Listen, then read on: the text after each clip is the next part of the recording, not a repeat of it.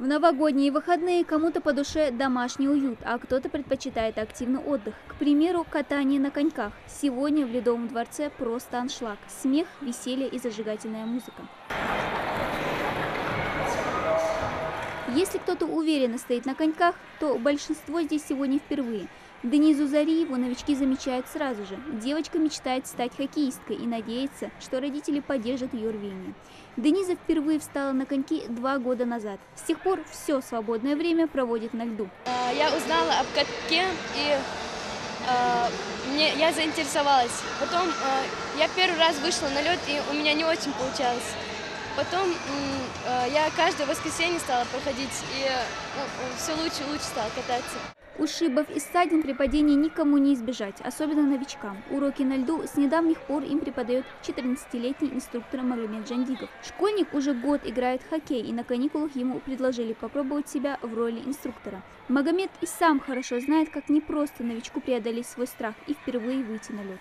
Надо сначала удерживать равновесие и чуть-чуть сгинать ноги. И надо нельзя спину никогда выравнивать, а то упадешь назад. И дальше надо отталкиваться ногами.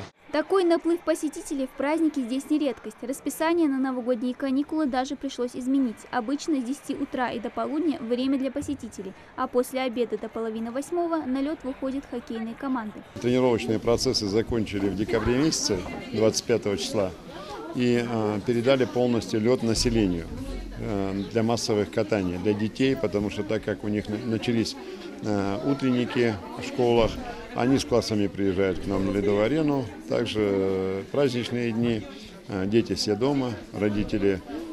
Сегодня, благодаря главе республики, у нас построена прекрасная Ледовая арена.